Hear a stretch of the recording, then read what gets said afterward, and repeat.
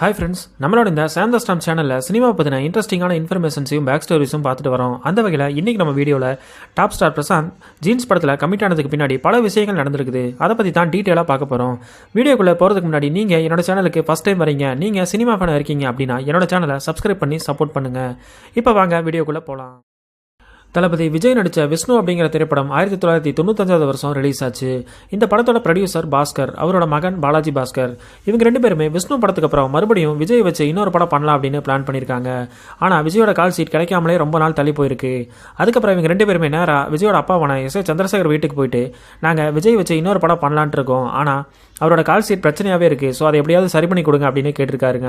அதுக்கு S A Chandrasekhar, Vijay மாதிரியே இன்னொரு பையனும் சினிமாவில் இப்போ வளர்ந்துட்டு வரான், அவன் பேர் தான் அஜித். ஸோ நீங்கள் இந்த கேப்பில் அஜித் கூட ஒரு படம் பண்ணிட்டு வந்துருங்க, அதுக்கப்புறம் நம்ம விஜய் வச்சு பண்ணலாம் அப்படின்னு சொல்லியிருக்காரு.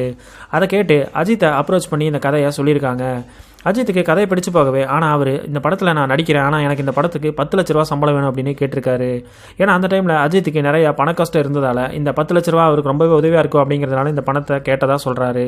ஆனால் அந்த டைமில் இந்த ப்ரொடியூசர்ஸால் அந்த 10 லட்ச ரூபாயை கொடுக்க முடியாததுனால அவங்க வேற ஒரு ஹீரோவை வச்சு இந்த கதையை பண்ணலாம் அப்படின்னு முடிவு பண்ணிவிட்டு அஜித்தை விட்டுட்டு வந்துடுறாங்க. அதுக்கப்புறம் இவங்க அப்ரோச் பண்ண ஹீரோ தான் சூர்யா அவர்கள்.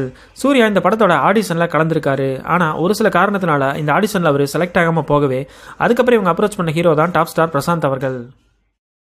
இந்த படத்தோட கதை பிரசாந்த் கிட்ட சொல்லப்பட்டு பிரசாந்துக்கு கதை பிடிச்சு போகவே கமிட் ஆகி சம்பளமும் பேசப்பட்டு கான்ட்ராக்டும் போடப்படுது.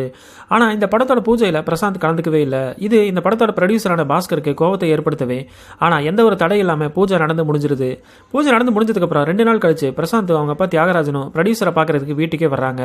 அப்போது தியாகராஜன், என்னோட மகன் பிரசாந்துக்கு டைரக்டர் சங்கர் டைரக்ட் பண்ணுற ஜீன்ஸ் அப்படிங்கிற படத்தில் நடிக்கிறதுக்கு சான்ஸ் கிடச்சிருக்கு. இந்த படத்துக்காக 3 வருஷத்துக்கு பிரசாந்தோட கால் சீட்டை சங்கர் கேட்டிருக்காரு.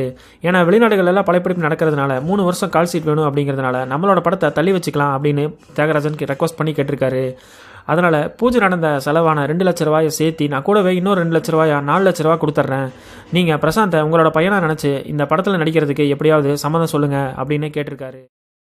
இதை கேட்ட ப்ரொடியூசர் பாஸ்கர், நீங்கள் சொல்கிறது கரெக்டு தான், ஆனால் இதை நான் பணத்துக்காக செய்யலை, நீங்கள் பிரசாந்தை என்னோட மகனாக நினச்சிக்கோங்க அப்படின்னு சொன்னதுனால எனக்கு இந்த எக்ஸ்ட்ரா 2 லட்சம் தேவையில்லை, நாங்கள் பூஜைக்கு போட்ட 2 லட்சம் மட்டும் நான் வாங்கிக்கிறேன் அப்படின்னு சொல்லிட்டு பிரசாந்தை ஜீன்ஸ் படத்தில் நடிக்கிறதுக்கு அலோவ் பண்ணியிருக்காரு.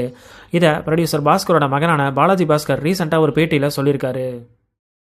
அன்னைக்கு மட்டும் அந்த ப்ரொடியூசர் பாஸ்கர் நினச்சிருந்தாரு அப்படின்னா, நீங்கள் என்னோட படத்தில் கமிட் ஆகிருக்கீங்க, ஸோ என்னோட படத்தை முடிச்சு கொடுத்துட்டு நீங்கள் யாரோட படத்தில் வேணாலும் நடிங்க அப்படின்னு சொல்லி பிரச்சனை பண்ணியிருக்கலாம். ஆனால் அப்படி எதுவுமே பண்ணாமல் பெருந்தன்மையாக பிரசாந்தை ஜீன்ஸ் படத்தில் நடிக்கிறதுக்கு சம்மதிச்சிருந்தாரு.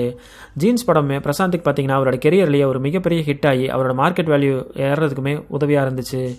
இந்த ப்ரொடியூசரோட பெருந்தன்மையை பற்றி நீங்கள் என்ன நினைக்கிறீங்க அப்படிங்கிறத கமெண்ட்டில் சொல்லுங்கள். இந்த வீடியோ பிடிச்சிருந்தா ஒரு லைக் பண்ணிவிட்டு என்னோட சேனலை சப்ஸ்கிரைப் பண்ணி சப்போர்ட் பண்ணுங்கள். தேங்க்ஸ் ஃபார் வாட்சிங்.